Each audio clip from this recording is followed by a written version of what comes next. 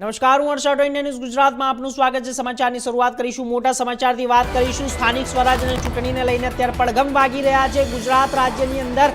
આપને સૌથી મહત્વપૂર્ણ સમાચાર જણાવી દઈએ સ્થાનિક સ્વરાજ્યની ચૂંટણીને લઈને કે જ્યારે સુરત મનપાની ટિકિટ આપી છતાં ડોક્ટર પ્રીતિનું આપમાંથી રાજીનામું આપને ગઢમાં અસંતોષની જ્વાળા દઝાડવા લાગી। સુરત મનપાની ટિકિટ આપી છતાં ડોક્ટર પ્રીતિનું આપ પાર્ટીમાંથી રાજીનામું। ડોક્ટર નીતાએ પણ પાર્ટી છોડી। આપ પાર્ટીએ ટિકિટ આપી છતાં રાજીનામું। 5 વર્ષથી વોર્ડ નંબર 7માં કામગીરી કરી।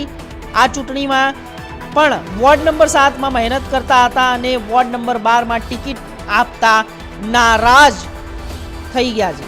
આપને જણાવી દઈએ એક મોટા સમાચાર સામે આવી રહ્યા છે। સુરત મનપાની ટિકિટ આપી છતાં પણ પ્રીતિનું રાજીનામું છે। તો જ્યારે આપને ગઢમાં અસંતોષની જ્વાળા દઝાડવા લાગી રહી છે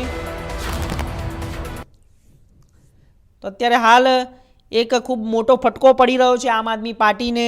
સુરતની અંદર જ્યારે મ્યુનિસિપલ કોર્પોરેશનના જે ચૂંટણીઓ આવી રહી છે, આપ જે આ તસવીર જોઈ રહ્યા છો તે ડૉક્ટર પ્રીતિ છે, તેને આ પાર્ટીમાંથી રાજીનામું આપી દીધું છે અને આ સાથે જ આમ આદમી પાર્ટીના ગઢમાં એક મોટો જ્યારે ખાડો પડી ગયો છે તેવું કહી શકાય।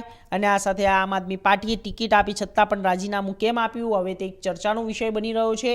અને આ સાથે જે ઔપચારિક રીતે તેમને પત્ર પણ લખીને રાજીનામું આપી દીધું છે અને પાર્ટીને ટાટા બાય બાય કહી દીધું છે। તો 5 વર્ષથી વોર્ડ નંબર 7માં પણ કામગીરી કરી હતી અને ત્યારબાદ હવે તેમને 12 નંબરના વોર્ડમાંથી કોકને ટિકિટ આપતા હવે નારાજગી વ્યક્ત કરવામાં આવી હતી।